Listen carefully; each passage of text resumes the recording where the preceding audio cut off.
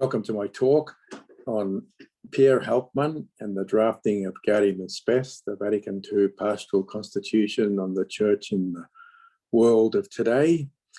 And Pierre Haubtmann, not its author, but its compiler and editor of the final definitive version.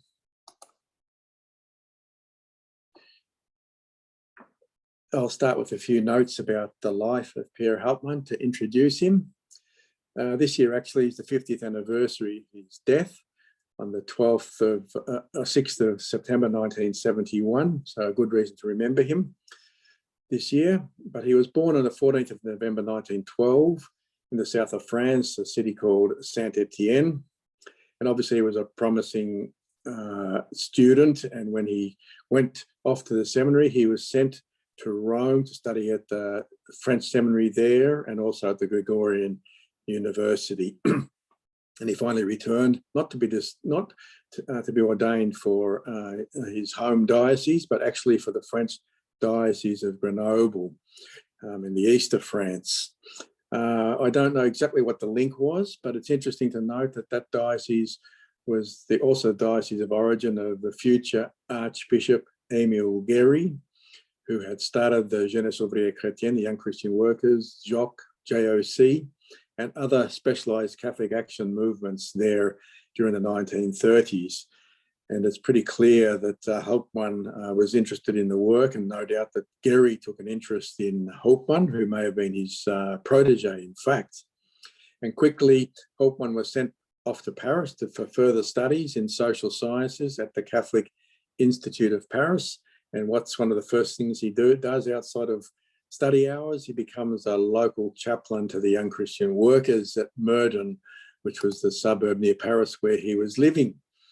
One of the people he became close to, perhaps a mentor, no doubt, was the Jesuit Yves de Montreuil, a theologian, also a Joseph's chaplain, who wrote several significant books that are still important today. And we know one of them, in fact, was called L'Église et le monde actuel, the Church and the Present World, which actually foreshadows the title of Gaudium and Spes, the Church in the World of Today. And not only that, but it was de Montreuil who oriented Haubtmann to take up the study of the French philosopher Pierre-Joseph Proudhon, which we'll see the importance of that later on. De Montreuil also became, during the war, Second World War, became a chaplain to the French resistance. And unfortunately, he was captured and executed on the 11th of August, 1944. But of course, his influence remained after that. Meanwhile, Haubtmann had been mobilized, like many French young men were mobilized to fight against the German invasion. He was taken prisoner, but it was eventually released along with other prisoners back into the French population in 1942, which was when he also became chaplain to what was then called the Ligue des Ouvriers Chrétiens, which changed its name to the Mouvement Populaire de Famille, the popular movement of families, and 6 years later took a definitive name of Action Catholique Ouvrière, Workers' Catholic Action. Interestingly and significantly, it was under the responsibility of Archbishop Guéry, who was responsible on behalf of the French bishops. And the result was that 4 years later, in 1954, Haubtmann was appointed one of the national chaplains to the RCO. Meanwhile, it's also significant, he worked with other specialized Catholic action movements, particularly the Action Catholique Indépendante, which was a specialized Catholic action movement for professionals and business people. Now, as I've mentioned, he'd been oriented towards the study of Proudhon. And in fact, over the next 20 years, he wrote 4 doctoral theses dealing in different ways. I'm not sure if all of them dealt with Proudhon, but many of them did, including his doctorate in letters, many of which were later published in books. You can see the list of books there on the screen. And in the photo, you can see that huge box there, which is actually his thesis in letters. I forget the number of pages it was, but you can just see what an extensive work it was. And the result of all that was that he became, still recognized today, as probably the greatest expert to have ever lived on the life and philosophy of Pierre-Joseph Proudhon. And of course, we kind of no time to go into the life of Proudhon and his work, but just to recall that he was a self-taught philosopher, printer by trade, anarchist and mutualist, believed in basically a bottom-up approach, people helping themselves. The famous phrase comes from him, property is theft. Early on, he was a friend of Marx, but later became a rival. They wrote books refuting each other. Proudhon's philosophy of poverty refuted by Marx's poverty of philosophy. Quite rude, really, when you think about it. But the interesting thing from our point of view is, why Proudhon? What was the source, the reason for this interest? Well, of course, the 1930s was the time of the rise of communism, the Soviet Union, and the Marxian dialectic was based in simple, if not simplist, hopefully not simplistic terms, on the clash of interests between labour, working class, and the ruling class, capital represented by the bourgeoisie. And in Marxist thought, that conflict was to be resolved through a revolution, culminating in the emergence of a classless society. Proudhon was not convinced at all by this. He frankly thought it was rubbish. He didn't see any way that a one-off revolution was going to solve the problems of the world. He saw that there was going to be there was an eternal conflict between good and evil in the world, or between the way he expressed it, between the real and the ideal. And the way, therefore, to deal with that was through an ongoing permanent struggle, which required the development of a method to resolve that conflict, that contradiction. And he saw two ways of dealing with that conflict.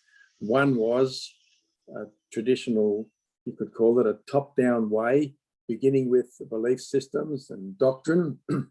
However, he saw a great risk with that could lead to statism or absolutism.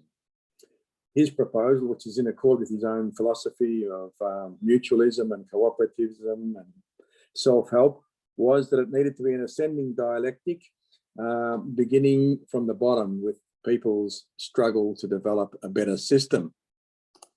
And this was, of course, what was interesting and to Pierre Haubtmann, who, as I've mentioned already, was already close and working with the JOC, Young Christian Workers, and the other specialised Catholic action movements.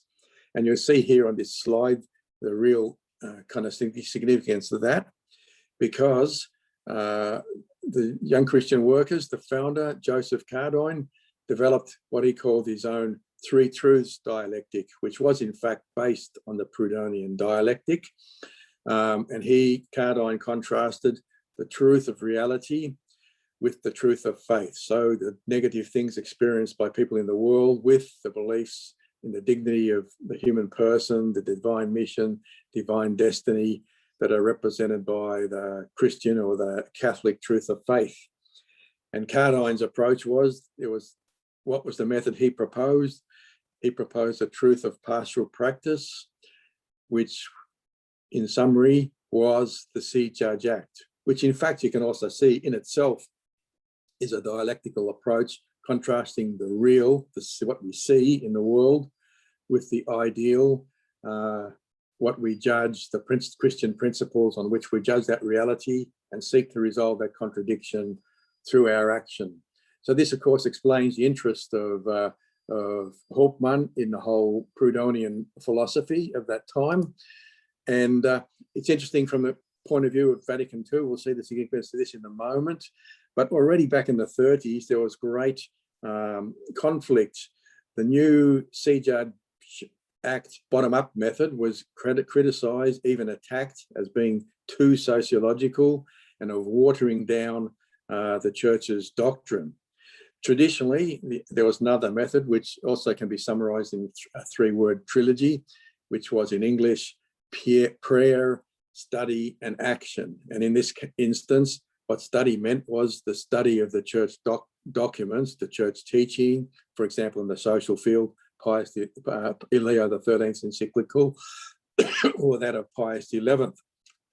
So there was a conflict developing in Catholic circles between these two approaches. Now, all this was what was happening in the church in the lead up in those 20 to 30 years prior to the beginning of the Second Vatican Council, which, as we know, began the first session in October 1962.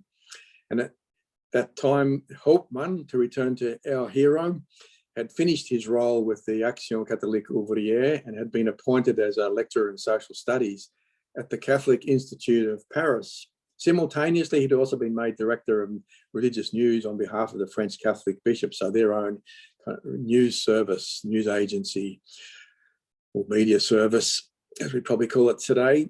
And this is what led to him being appointed as the French bishop's media liaison person during the council. So it was him who explained what was happening to the council to the French press and everything like that.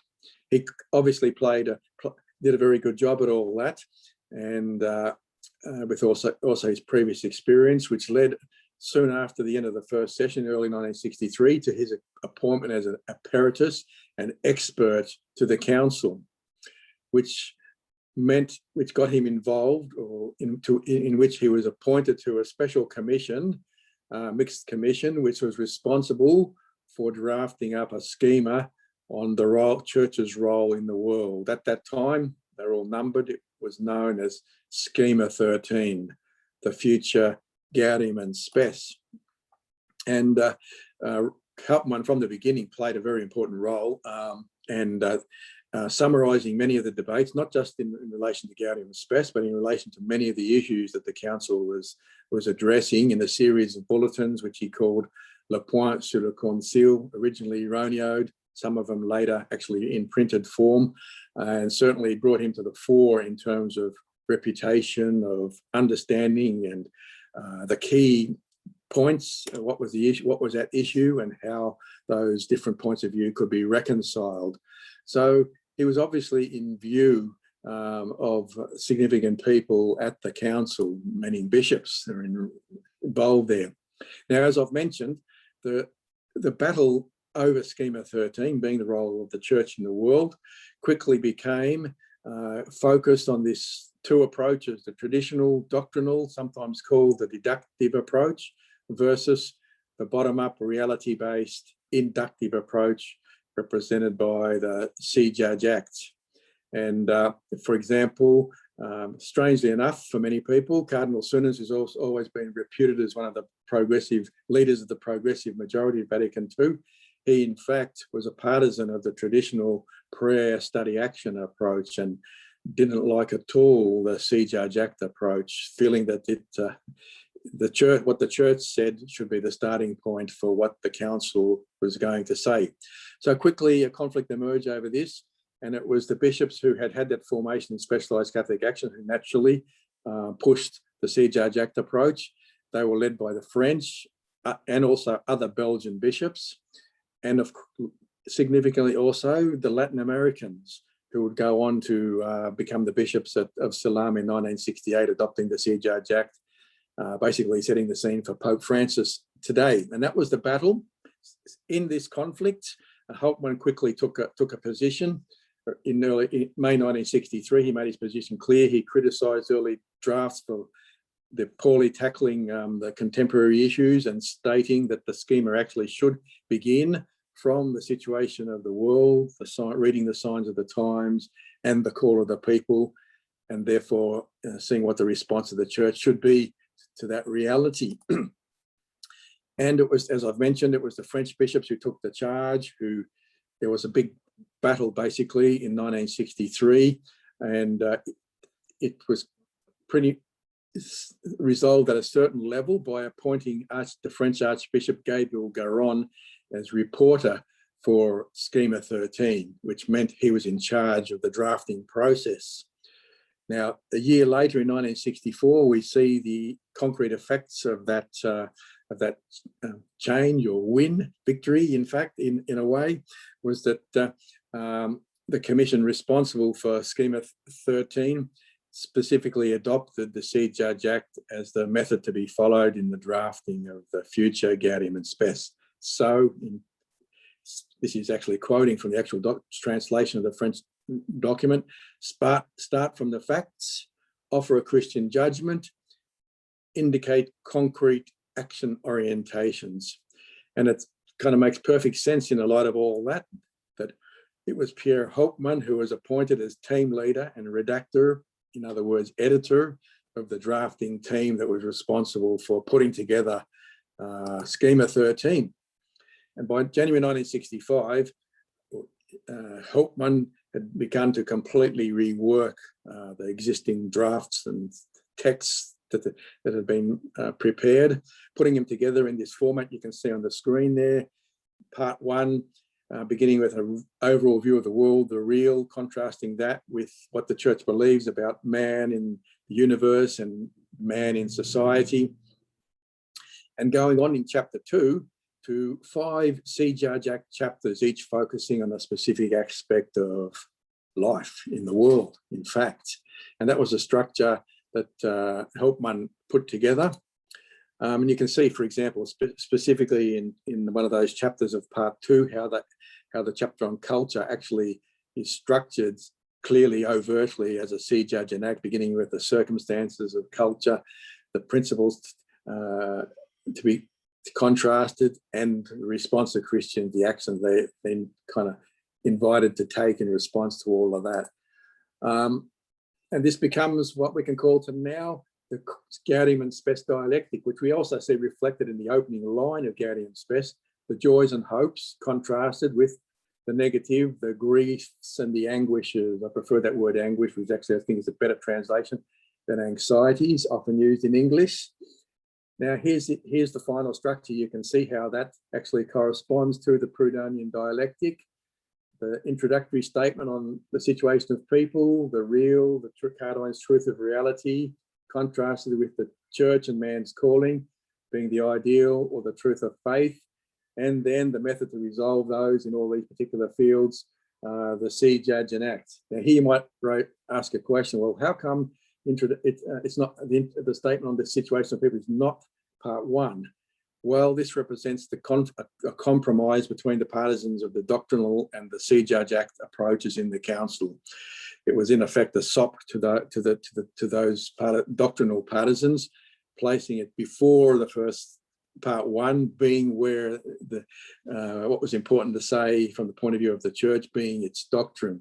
Nevertheless, if you look at it from a structural point of view, you can clearly see it follows that dialectical approach. For those partisans of the doctrinal approach, they weren't convinced at all or totally. Even Cardinal Cernunst himself, although he regarded himself as the father of it, the initiator, he said, I'm not very enthusiastic about Schema XIII. So in fact, the truth is it was at that level, it was a defeat for Cernunst and those other partisans. And it's also why still up to today, we see many criticisms of Gaudium and Spes. Because in fact, the See Judge Act, it's the whole Proudhonian process. It's an ongoing process. There's no perfect forever See Judge Act. We See Judge Act today, we See Judge Act tomorrow, we See Judge Act in the future. So what's important about those 5 chapters, they have a certain importance of their own, but what's important beyond what they actually say is the method they follow as a method of approach. And in fact, that's what's happened since Vatican II. It's been taken up by, I mentioned, the Latin American bishops, the Asian bishops, religious congregations, liberation theologians, and of course, Pope Francis more recently.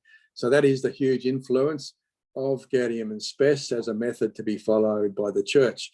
And at the end of it all, as Haubtmann was reporting to the French bishops, he explicitly stated this See Judge Act method was explicitly designed by the competent bodies, that is the commissions of Vatican II, and manifestly corresponds to the will of the overwhelming majority of the council fathers. And that was the achievement of Haubtmann. And of course, it's not a one-person thing, but he obviously played that key role in it. And this was recognized also by Garon later, who said many things, but he said one wonders who else could have maintained such a physical effort ensured such ongoing attention, dominated such an enormous quantity of material, and also accepted the sacrifice of his own work with such disinterestedness, and maintained such a scrupulous conscience in taking into account the will of the council. So I think that's very significant, because it shows you that it wasn't just Haubtmann pushing his own ideas, or even the ideas of the bishops he represents, the French bishops and the Joseph bishops, but also seeking a compromise, a text that could be adopted by the council of a whole. So in fact, it's a real tribute, I believe, to Haubtmann and also the team. Just to conclude, what happened to Haubtmann afterwards? Well, kind of in recognition of all that, he was appointed rector of the Catholic Institute, obviously with the idea of bringing Vatican II to work into play in the way the institute was structured. It brought him into huge conflict. We haven't got time to go into all that, but he faced fierce opposition. Nevertheless, most of the changes that he wrought were later recognised, for example, by his successor, the future Cardinal Paul Poupard, to have being institutionalised in the university structure for the future. But here it's interesting to read the cost of all of that to Haubtmann. This is written by his vice rector, Father Jean-Jacques Latour. Where he showed himself at his best was the way in which, in the depths of his conscience, he bore criticism, and it has to be said, slander. He was terribly slandered during his lifetime. Since his death, he's been slandered even more, and in such an odious way. He offered it all up there in the front of the tomb of the apostle at St. Peter, whose name he was happy to bear. And really, it's a kind of fitting way to close this presentation of the sacrifices and the work of Pierre Haubtmann. As I said, he died tragically while walking on those beautiful cliffs of Normandy. And I'll just close with the final words of Archbishop Garon about about Haubtmann as a person. What immediately struck me in my experience with him was the truly exceptional supernatural and human quality of his soul, which was the beginning between us of a true friendship. Amen.